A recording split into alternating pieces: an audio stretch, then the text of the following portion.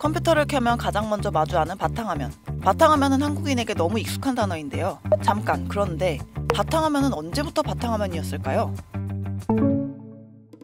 1995년 바탕화면이라는 인터페이스가 최초로 등장한 운영체제인 윈도우 95는 미국의 마이크로소프트가 만들었습니다. 미국 회사에서 이라는 이름을 붙여 을 리는 없습니다. 당시 마이크로소프트가 윈도우 95를 처음 출시하며 지금의 바탕화면에 붙인 영어 이름은 데스크톱. 이렇게 긴 뜻이 담긴 데스크톱을 누군가가 이후 윈도우 95가 한국어판으로 출시될 때 바탕화면이라는 짧고 직관적인 한국어로 번역한 겁니다.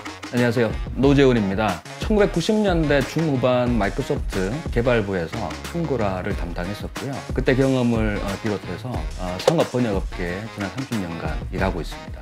상업번역이라는 말이 굉장히 생소하게 들릴 텐데요. 쉽게 예를 들어 설명해보자면 미국 제약사에서 A라는 약을 한국에 수출할 경우 A의 포장지에 쓰인 성분이나 주의사항, 또 동봉된 복용 안내서 등을 전부 한국어로 번역해야겠죠? 이런 과정에서의 번역이 전부 상업번역입니다. 예를 들어서 우리나라는 이제 휴대폰의 강국이죠. 휴대폰을 개발을 해서 전 세계 한 100여 개 국가에 판매를 하고 있습니다. 그러면 그 나라의 언어에 맞도록 화면 UI, 그리고 사용자 매뉴얼, 그리고 마케팅하는 그런 자료들, 이런 것들을 80여 개, 한 100개 가까운 언어로 번역을 하게 돼 있습니다. 반대로 우리나라로 수입되는 콘텐츠들도 많이 있죠. 우리가 지금 쓰고 있는 마이크로소프트의 윈도우즈나 오피스 같은 제품들도 영어권에서 만들어져서 우리말로 지금 쓰고 있습니다. 그 작업을 하는 과정에 필요한 모든 번역 과정들이 다 상업 번역이라고 보실 수가 있겠죠. 30여 년 전 미국에서 컴퓨터 공학을 공부하다 국내에 돌아온 노재훈 대표는 우연히 소프트웨어 기술문서 번역사 구인 광고를 발견하는데요. 이를 계기로 상업 번역을 시작해 실력을 인정받아 곧 윈도우팀에 합류했고, 자연스럽게 1995년 11월 국내 발매를 앞둔 윈도우 95의 모든 언어를 한국어로 번역하는 데 참여하게 됐습니다. 윈도우 95를 한글화하는 과정에서 기존에 없었던 그 컨셉, 개념들이 굉장히 많았어요. MS-DOS라고 하는 도스 체제에서 그래픽 유저 인터페이스로 바뀌는 환경이었고, 여기 보이는 모든 여러분들 지금 매우 친숙하게 이용하고 계시지만 저로서는 당시에 처음 보는 광경들이 다 펼쳐지고 있는 거죠. 번역을 위해 하루에도 수십 번씩 윈도우 95를 설치하고 지었다는 노재훈 대표. 가장 까다로웠던 게 윈도우 95의 부팅이 끝난 후 사용자가 본격적으로 마주할 다양한 인터페이스였다는데요. 노재훈 대표는 그중 첫 인터페이스가 최종 보스이자 최고의 걸작이었다고 회상합니다. 그 유명한 데스크톱, 바로 바탕화면입니다. 처음에는 그냥 데스크탑이라고 썼어요. 마땅히 뭐라고 우리말로 표현하기가 어려웠기 때문에 써놓고 보니까 데스크탑이 실제 우리가 화면에서 보이는 그 데스크탑은 그냥 우리가 데스크탑이라고 불렀을 때 직관적으로 이해하는 것과 굉장히 다르다는 것을 느끼게 됐고, 화면인데 바닥에 있어. 바닥에 수많은 아이콘이 깔려있고, 바닥에 있는 아이콘, 그걸 가리키는 화면. 바닥 화면? 아니지. 이것도 매우 어색하죠. 그러던 차에 바탕이라는 것이 갑자기 떠올랐어요. 그래서 바탕화면, 어감도 괜찮고 딱 누구에게 얘기하기에도 너무 편안하게 들리고, 그렇게 적용하게 됐죠. 얼마나 걸리셨어요? 바탕화면 떠올리는데? 아마 처음 번역해놓고 바탕화면을 바꾸는 데까지는 아마 한 달은 걸린 것 같아요. 바탕화면만큼 자랑스러운 결과물들은 또 있습니다. 쇼컷과 페이버릿입니다. 쇼컷을 처음에 단축 아이콘이라고 번역했어요. 그리고 페이버릿, 자주 찾는 항목, 이렇게 좀 둔탁하지만 이렇게 번역했습니다. 윈도우 95가 처음 출시됐을 때. 그랬는데 문제가 생겼어요. 얼마 안 돼서 인터넷 익스플로러가 처음 나옵니다. 인터넷에서 우리가 처음 이제 쓰기 시작하는 거죠. 그랬더니 이 쇼컷이 아이콘이 아닌 형태로도 나오는 거예요.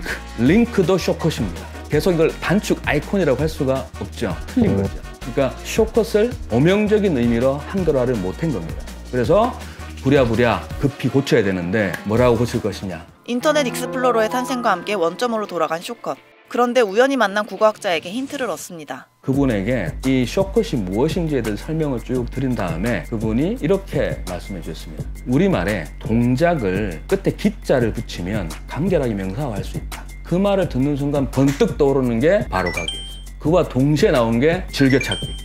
단축 아이콘이 바로가기로, 자주 찾는 항목이 즐겨찾기로, 훨씬 간결하지만 더 넓은 의미를 가진 단어로 바뀐 겁니다. 이렇게 탄생한 바탕화면이나 바로가기, 즐겨찾기는 윈도우 95가 지난 30여 년간 수차례 업데이트를 거치며 모습이 바뀌어도 사라지지 않고 여전히 잘 쓰이고 있는 이름입니다. 노재훈 대표는 윈도우 95 이후로 인터넷 익스플로러 1.0부터 3.0의 한글화 작업뿐만 아니라 구글 클라우드나 아마존, 윅스피디아 등 다양한 해외 소프트웨어와 웹 서비스의 한글화 작업도 맡았습니다. 30년간 상업 번역과 동고동락한 노재훈 대표에게 순수한 사용자 입장에서 또 상업 번역을 꿈꾸는 사람의 입장에서 몇 가지 질문을 던져봤습니다.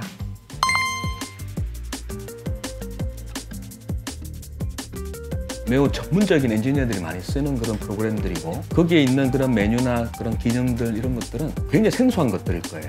일반인들이 본다면 특히나. 그래서 거기에 나와 있는 단어 하나하나를 바로가기 즐겨찾기 바탕화면처럼 만들어내는 것이 절대 쉬운 일이 아닙니다. 너무 억지스럽게 우리말화 하다가 실패하는 사례도 많이 있을 수 있고요. 최근에는 그냥 새로운 그런 컨셉들은 영어 표현을 음역해서 사용하는 그런 경향들이 좀 더 많은 것 같아요. 어떤 것이 더 낫다고 말하기는 어렵지만 전체적으로는 음역해 가는 경향으로 좀 가고 있는 것이 아닌가 그렇게 보여집니다. 우리가 번역해야 되는 것들은 그 외에도 여러 가지 요소들이 있어요. 예를 들어서 어카운트라고 하면 은행에서는 계좌가 될 수 있고, 또 우리가 로그인하고 할 때 어카운트는 계정이고, 고객이라고도 고객도 어카운트라고 합니다. 이렇듯이 어떤 문맥 인식에 대한 부분이 있을 수 있고요. 두 번째는 AI 번역이 거짓말도 매우 능청스럽게 잘합니다. 예를 들어서 use less than maximum amount, 그러면 최대 양보다 작게 쓰라는 말인데 최대 양을 사용하세요라고 뻔뻔하게 번역을 해요. 자, 이게 만약에 제약회사의 어떤 용법에 대한 가이드라인이었다고 하고 그걸 그대로 제품에 붙여서 나갔으면 어떻게 될까요? 이 회사는 어마어마한 소송을 직면하게 될 겁니다. 결론적으로 말하자면 대체라기보다는 협업 도구로 본다라는 것이 제 생각이고요. 그러면 번역사들이 이 기술들을 알아야 돼요. 어떻게 내가 활용할 수 있을지에 대한 준비들을 하고 있어야지만 본인들이 참여할 수가 있는 거죠. 아직 대중에게 생소한 분야인 상업번역. 노재훈 대표는 상업번역의 가치를 더 많은 사람이 알았으면 좋겠다고 말합니다. 번역 시장에 대한 성숙도가 좀 많이 떨어져 있다는 것이 번역에 대한 가치를 인정을 잘 못하고 있는 거죠. 기업의 분들이 보신다면 번역의 중요성이 굉장히 글로벌라이즈하는 부분에 있어서 핵심적인 요소라는 거 이해하시고 접근해 주셨으면 좋겠다는 당부 말씀 드리고 싶습니다. 이번 영상을 만든 PD가 추천하는 영상도 보고 가세요.